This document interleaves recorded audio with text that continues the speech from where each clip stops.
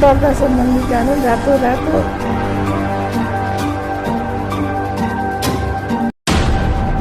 निर्वाचन आयोगले बुझायो प्रधानमन्त्री शेरबहादुर देउबा समक्ष पनि निर्वाचनको प्रतिवेदन। सरकार गठन गर्ने बाटो खुल्ला, केन्द्रदेखि प्रदेशसम्म ताक्दै सत्तारूढ दल गठबन्धन नेकपा एमाले भने मौन। 7 दिनभित्र नयाँ सरकार गठनका लागि आह्वान गर्ने राष्ट्रपति विद्यादेवी भण्डारीको तयारी। निर्वाचन आयोगले 4 पुसमा जलपान कार्यक्रम आयोजना गर्ने। सत्तारूढ दल गठबन्धनमा शीतयुद्ध, नेकपा एमालेको समर्थनमा सरकार बनाउने काङ्ग्रेस र नेकपा माओवादी केन्द्रको दाउ। सर्वोच्च अदालतद्वारा अध्यादेश विरुद्ध रिट दर्ता गर्न अस्वीकार। अध्यादेश पारितका लागि राष्ट्रपतिलाई दबाब दिन प्रकाण्डले भेटे केपी शर्मा ओली। अध्यादेश रोक्न षड्यन्त्र भएको भन्दै नेत्रविक्रम चन्द विप्लव समूहले घोषणा गर्यो। देशव्यापी सङ्घर्षका कार्यक्रम के गर्यो त्यसबारे सम्पूर्ण जानकारी। बागमतीका सभामुख र उपसभामुखले 1 लाख बढीको कपडा लगाए, 60,000 को खाए पानी। माओवादी केन्द्रका अध्यक्ष पुष्पकमल दाहाल प्रचण्ड र बलिउड अभिनेता विवेक ओबरायबीच भेटवार्ता, फिल्म र सांस्कृतिक विषयमा भयो कुराकानी। 5 आधार देखाएर मधेसमा आफ्नो नेतृत्वमा सरकार बनाउन जसपाको लबिङ। कर्णाली प्रदेशमा आफ्नै नेतृत्वमा सरकार गठन गर्ने नेकपा माओवादी केन्द्रको निष्कर्ष। नेकपा एमाले प्रचण्डको नेतृत्व स्वीकार्दैन, काङ्ग्रेस एमाले मिलेर सरकार चलाउनु पर्ने नेकपा एमालेका नेता सूर्य थापाको भनाई। काङ्ग्रेसका नेता रामचन्द्र पौडेललाई जापानले दियो राजकीय सम्मान। राष्ट्रपति बन्ने चर्चामा कल्याण श्रेष्ठको भयो शानदार इन्ट्री। के हो त यसबारे सम्पूर्ण जानकारी। काम चलाउ सरकारले अध्यादेश ल्याउन मिल्दैन, तत्काल फिर्ता लिनुपर्ने नेता भीम रावलको भनाई। रवि लामिछानेको दलको स्ट्यान्ड खोज्दै ठूला दलहरू के रवि लामिछाने सरकारमा जाँदैछन् त यसबारे सम्पूर्ण जानकारी। समानुपातिक टिकटबाट सांसद बन्नेमा नेताका आफन्त सबैभन्दा धेरै नेकपा माओवादी केन्द्रमा। र काठमाडौँको खुल्ला मञ्चमा भूमिगत पार्किङ बनाउने बालेनको योजनाको आलोचना, वडा अध्यक्ष समेत भए असहमति। संसदीय दलको नेतामा नेपाली काङ्ग्रेसका नेता शेखर कोइराला पनि भिड्ने। 2 जना चालक नराख्ने 41वटा सवारी साधनलाई भयो कारबाही। तनावग्रस्त महोत्तरी दाइजोका कारण डाक्टर पङ्कजको कुटपिटमा परेकी नेहा परिन् उल्टै पक्राउमा। अब हेर्नुहोस् पुरा समाचार।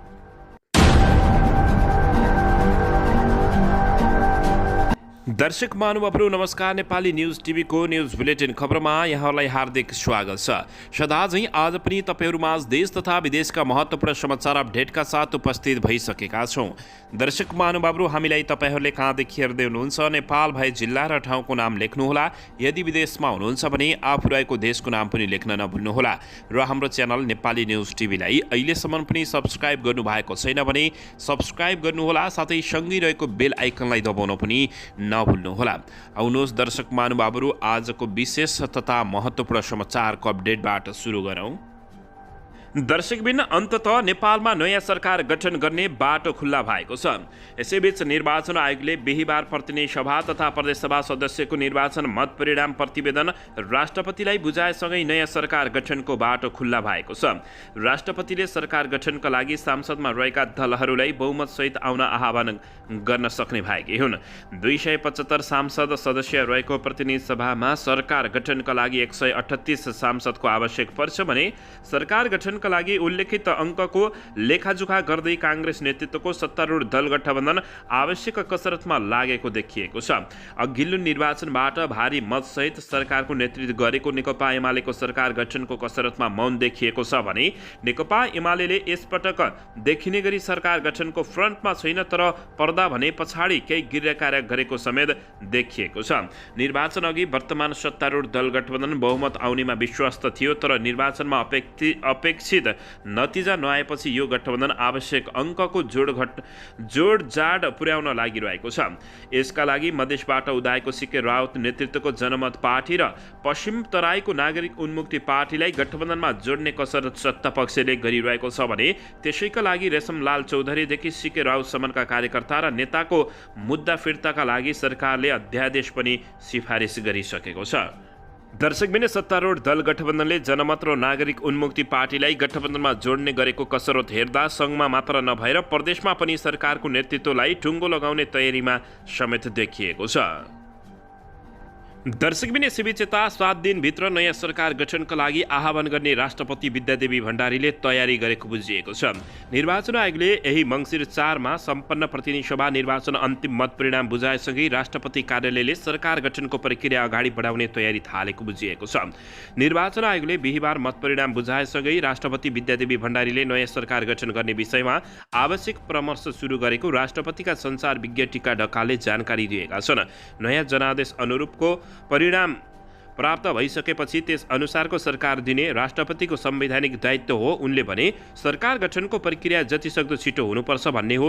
त्यो जिम्मेवारी अब राष्ट्रपतिको काँधमा आएको उनले बताएका छन्।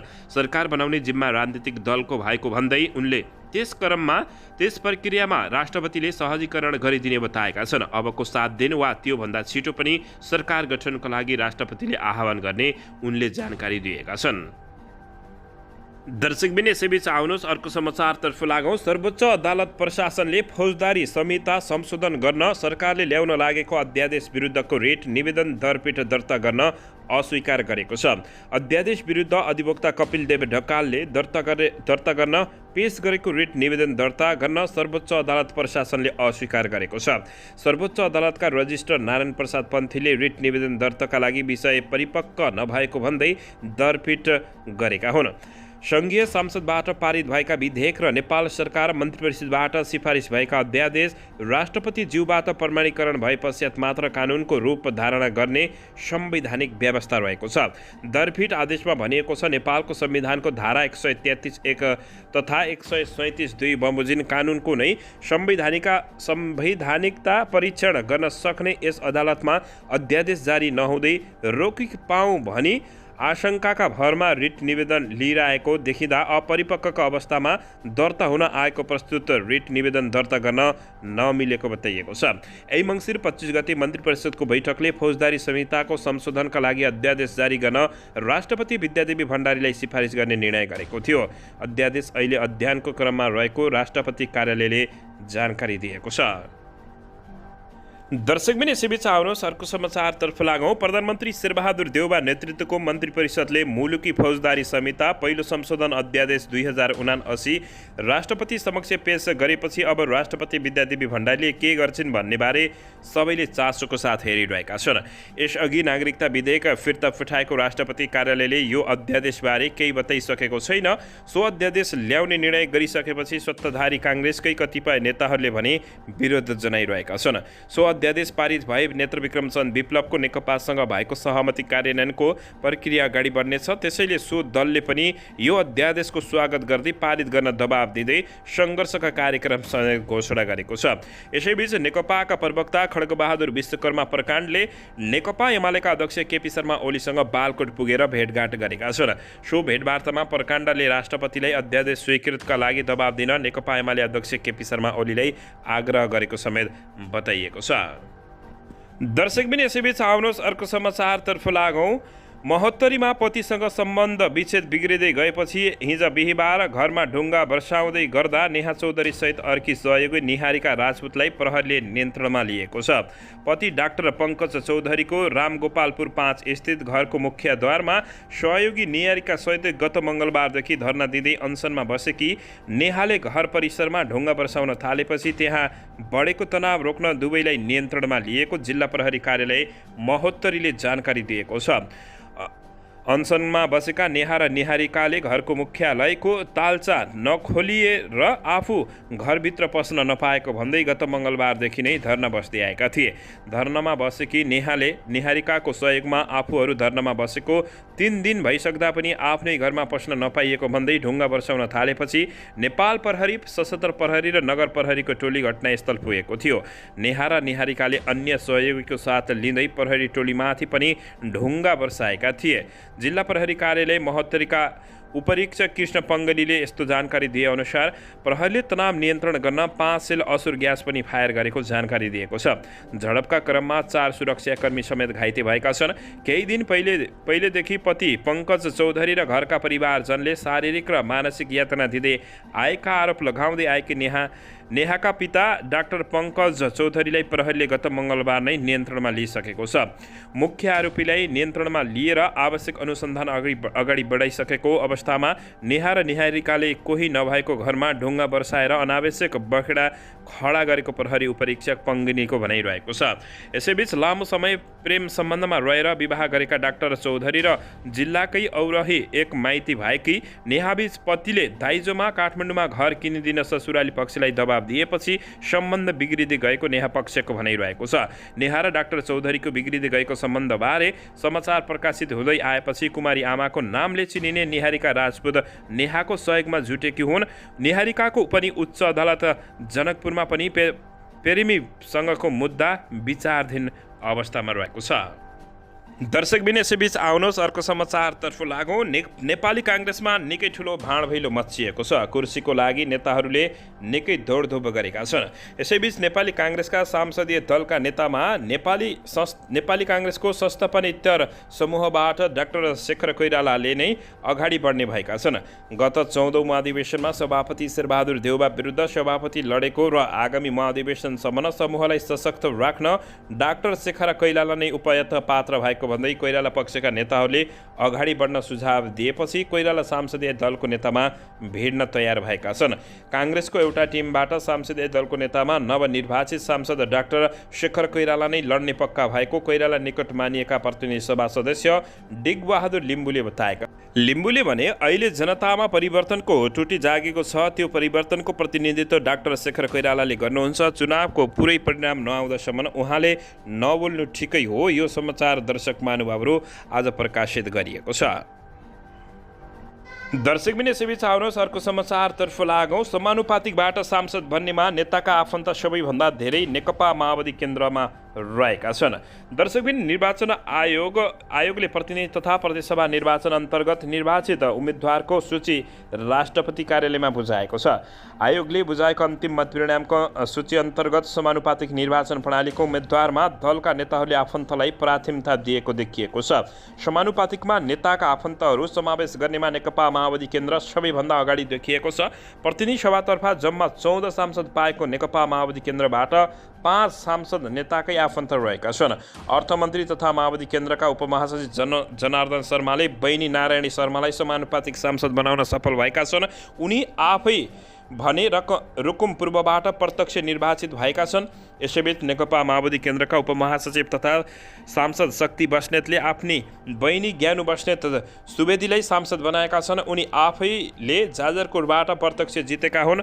यसैबीच नेकपा माओवादी केन्द्रका नेता शिव पूजन राय रातो पासपोर्ट दुरुपयोग मुद्दामा दोषी देखिएपछि उम्मेद्वार बन्न पाउँदैनन्, तर उनले समानुपातिकमा श्रीमती मीना यादवलाई उम्मेद्वार बनाएका छन्। यसैगरी स्वतन्त्रबाट छोरी समेत उठाए। छोरीलाई जिताउन असफल भएका रायकी श्रीमती यादव भने सांसद बनेकी छिन्। दर्शकबिन प्रत्यक्षमा समानुपातिक शून्य भएको सुदूरपश्चिमबाट समानुपातिकमा माओवादी केन्द्रले रूपसोसा चौधरीलाई सांसद बनाएको छ। चौधरीको तेस्रो पटकको सांसद यात्रा हो। माओवादी केन्द्रकै नेता नेपबहादुर चौधरीकी श्रीमती लगायतका दर्शक महानुभावहरू थुप्रै आफन्तहरूलाई नेकपा माओवादी केन्द्रले समानुपातिकबाट सांसद बनाएको छ। दर्शकबिन यसैबीच आउनुहोस् अर्को समाचारतर्फ लागौँ। राष्ट्रपति बन्ने चर्चामा कल्याण श्रेष्ठको फेरि इन्ट्री भएको छ। निर्वाचनको ताजा मतपरिणाम नयाँ सरकार गठनका लागि सत्ता गठबन्धनका दलहरू आन्तरिक र एक आपसमा समेत सघन परामर्शमा जुटेका बेला अबको सरकारको रूपरेखा लगभग प्रष्ट भइसकेको छ। परिस्थितिमा कुनै नाटकीय फेरबदल नआए सरकारको नेतृत्व नेपाली काङ्ग्रेसले गर्ने, काङ्ग्रेसबाट सभापति शेरबहादुर देउबा नै प्रधानमन्त्री बन्ने गठबन्धन दलभित्र लगभग तय छ। सरकारको नेतृत्वमा यसपछि कति अवधिमा आलोपालो गर्ने र कसरी गर्ने, मन्त्रालयहरूको भागभण्डा कसरी मिलाउने भन्ने बारे मात्र निक्रेउली हुन बाँकी रहेको छ। गठबन्धन दलभित्र दलबीच शक्ति बाँडफाँडको रस्साकसीमा प्रधानमन्त्री र सरकारको स्वरूपभन्दा अरू नै पदमा हिसाब मिलन पेचिलो देखिएको छ। त्यसमा पछिल्लो समय एकाएक प्रमुख बनेको सवाल हो अबको राष्ट्रपति को भनेर। दर्शक महानुभावहरू काङ्ग्रेसभित्र प्रधानमन्त्री र राष्ट्रपति आफैसँग राख्नुपर्ने आवाज उठिरहेको छ। सत्तारूढ दल गठबन्धनका अरू दलले राष्ट्रपतिमा दाबी गरिसकेका छैनन्। यतिन्जेलसम्मका घटनाक्रम हेर्दा काङ्ग्रेस राष्ट्रपति अरू दललाई सुम्पुने मनस्थितिमा देखिएको छैन। काङ्ग्रेसका एकथरी नेताहरूले देउबा प्रधानमन्त्री भन्दा राष्ट्रपतिमा रामचन्द्र पौडेल निर्विकल्प हुने बताइरहेका छन्। गठबन्धनका अन्य दलहरू खास गरी नेकपा माओवादी केन्द्र र नेकपा एकीकृत समाजवादी पार्टी भने काङ्ग्रेसलाई प्रधानमन्त्री र राष्ट्रपति दुवै छाड्न तयार नदेखिएको अवस्था रहेको छ। देउबा प्रधानमन्त्री भन्दा गठबन्धनको दोस्रो ठुलो दल नेकपा नेकपा माओवादी केन्द्रले राष्ट्रपतिमा दावी गर्ने निश्चित जस्तै देखिएको छ। माओवादीले निर्वाचनताका नै बाबुराम भट्टराईलाई राष्ट्रपतिमा अगाडि सार्ने सूचना चुहाएको थियो। निर्वाचनपछि भने उपराष्ट्रपति नन्दबहादुर पुनलाई नै अगाडि बढाउन सकिने चर्चा नेकपा माओवादी केन्द्रमा पुष्पकमल दाहाल प्रचण्डले चलाएका थिए। तर गठबन्धनको प्रमुख घटक काङ्ग्रेसभित्र माओवादीलाई कुनै हालतमा राष्ट्रपति दिन नहुने मत बलियो रहेपछि यसमा भू राजनीतिक चासो पनि जोडिन पुगेको छ। दर्शक महानुभावहरू, यसैबीच राष्ट्रपति बन्ने चर्चामा कल्याण श्रेष्ठको इन्ट्री भएपछि हैलाखैला समेत मचिएको छ। दर्शकबिन, यसैबीच आउनुहोस् अर्को समाचारतर्फ लागौँ। नेपाली काङ्ग्रेसका वरिष्ठ नेता रामचन्द्र पौडेललाई जापान सरकारले राजकीय सम्मानले विभूषित गरेको छ। सन् 2020 अप्रिल 29 घोषणा भएको अवार्ड अफ द राइजिङ सन उनलाई बिहिबार जापानी राजदूतको निवासमा विशेष कार्यक्रम गरी प्रदान गरिएको हो। जापानी सम्राट मेइजीले सुरु गरेको र विश्वका विशिष्ट व्यक्तिलाई प्रदान गरिने यो उच्च सम्मान वरिष्ठ नेता पौडेल र माइक्रोसफ्टका संस्थापक बिल गेट्सलाई प्रदान गरिने घोषणा गरिएको थियो। वरिष्ठ नेता रामचन्द्र पौडेललाई विशेषतः पूर्व सभामुखको हैसियतमा दुई देशबीचका सांसदीय सम्पर्कलाई सक्रिय बनाउन र त्यसपछि नेपाल जापान सम्बन्ध सुदृढमा गरेको योगदानका लागि विभूषित गरिएको भनिएको छ। वरिष्ठ नेता रामचन्द्र पौडेलले सभामुख रहँदा सन् 1979 नेपाल जापान मैत्री संसदीय लीग स्थापना गर्नुका साथै त्यसको पहिलो अध्यक्ष समेत बनेका थिए। उनी सन् 2017 सम्म लीगको नेतृत्वमा रहेका साथै द्विपक्षीय सम्बन्धको प्रवर्धनमा पनि सक्रिय रहेका थिए। प्रधानमन्त्री शेरबहादुर देउबा पनि कार्यक्रममा सहभागी भएका थिए। उनले पौडेललाई बधाई दिएका हुन्। दर्शकबिन, यसैबीच आउनुहोस् अर्को समाचारतर्फ लागौँ। नेपाल भ्रमणमा रहेका बलिउड अभिनेता विवेक ओबरायले नेकपा माओवादी केन्द्रका अध्यक्ष पुष्पकमल दाहाल प्रचण्डसँग भेटवार्ता गरेका छन्। अध्यक्ष प्रचण्डलाई भेट्न अभिनेता ओबराय बुबा तथा टेलिभिजन पर्सनालिटी सुरेश ओबरायसँगै बिहिबार कुमलटार पुगेका हुन्। भेटमा गायिका तथा प्रचण्डकी नातिनी स्मिता दाहाल पनि उपस्थित रहेकी थिइन्। प्रचण्डको भेटमा ओबरायले ढाका टोपी लगाएका थिए। प्रचण्डका प्रेस सल्लाहकार सूर्य किरणका अनुसार भेटमा फिल्म र सांस्कृतिक विषयवस्तुमा कुराकानी भएको थियो। पाका बलिउड नेता समेत रहेका सुरेश ओबरायका फिल्म आफूले हेर्ने गरेको पुष्पकमल दाहाल प्रचण्डले बताएका थिए। सुरेशले आफूले प्रचण्डलाई मुलुकमा परिवर्तन ल्याउने नेताको रूपमा चिनेको भन्दै उनको प्रशंसा गरेका थिए। भेटमा सुरेश र विवेकले नेपालको खाना, सांस्कृतिक र प्राकृतिक सौन्दर्यको बयान प्रचण्ड सामु गरेका थिए। प्रचण्डले ओबराय परिवारको नेपाल बसाइको कामना समेत गरेका हुन् भने अपराह्न 4 बजीतिर भएको भेट ओबराय परिवारको इच्छा अनुसार भएको सूर्य किरणले अनलाइन खबरलाई जानकारी दिएका छन् भने ओबराय परिवार भोलि शुक्रबार अर्थात् आज पोखरा घुम्न जाने कार्यक्रम रहेको जानकारी प्राप्त भएको छ। दर्शकबिन, यसैबीच आउनुहोस् अर्को समाचारतर्फ लागौँ। बागमतीका सभामुख र उपसभामुखले 1 लाख बढीको कपडा लगाएका छन् भने 60,000 को पानी खाएका छन्। बागमती प्रदेश सभाले पहिलो कार्यकाल सकेर दोस्रो कार्यकालको सुरुवात गर्दैछ। 4 मङ्सिरमा प्रदेश सभा निर्वाचनबाट प्रदेश सभाले 110 सदस्य पाइसकेको छ। यसअघि 2074 भएको निर्वाचनबाट प्रदेश सभाले पहिलो कार्यकाल चलाएको हो। यसबीचमा बागमतीका 30 भन्दा बढी मन्त्री, 3 जना मुख्यमन्त्री भए। प्रदेशसभाको निवर्तमान सभामुख सानुकुमार श्रेष्ठ रहेका थिए भने उपसभामुख राधिका तामाङ रहेका थिइन्। यस निर्वाचनबाट श्रेष्ठ पराजित भएका छन्। तामाङ पुनः निर्वाचित भएकी छिन्। यसैबीच प्रदेशसभा सचिवालयका अनुसार अघिल्लो कार्यभार सभामुख रहेका श्रेष्ठ उपसभामुख रहेकी तामाङले 60,000 रुपियाँको पानी पिएका छन् भने श्रेष्ठ तामाङले 1,30,000 रुपियाँको पोसाक र कपडा लगाएका छन्। प्रदेशसभा सचिवालयको आर्थिक प्रशासन शाखाले उपलब्ध गराएको खर्च विवरण अनुसार सभामुख र उपसभामुखको सेवा सुविधामा मात्रै 5 वर्षमा 3,77,447 रुपियाँ खर्च भएको बताइएको छ। श्रेष्ठ तामाङले पारिश्रमिक बापत 1,49,72,321 रुपियाँ बुझेका छन्।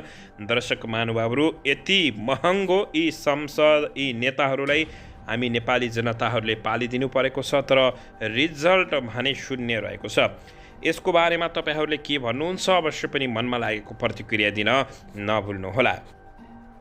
दर्शकबिन, यसैबीच यता अध्यादेश रोक्न षड्यन्त्र भएको भन्दै नेत्रविक्रम चन्द विप्लव समूहले देशव्यापी सङ्घर्षका कार्यक्रमको घोषणा गरेको छ। देशमा चक्काजाम आन्दोलन लगायतका कार्यक्रमका घोषणा गरेको हो। दर्शक महानुभावहरू, यसैबीच गठबन्धनमा शीत युद्ध चलेको छ। नेकपा एमालेको समर्थनमा सरकार बनाउने काङ्ग्रेस र नेकपा माओवादी केन्द्रले दाउ हेरिरहेको छ। दर्शकबिन यसैबीच यता काठमाडौँको खुल्ला मञ्चमा भूमिगत पार्किङ बनाउने बालेन शाहको योजनाको आलोचना भएको छ। वडा अध्यक्ष पनि असहमत भएका छन्। काठमाडौँ महानगरपालिकाले खुल्ला मञ्चमा ट्रिपल अन्डरग्राउन्ड पार्किङ निर्माणको प्रक्रिया अगाडि बढाएपछि महानगरपालिकाको आलोचना भएको छ।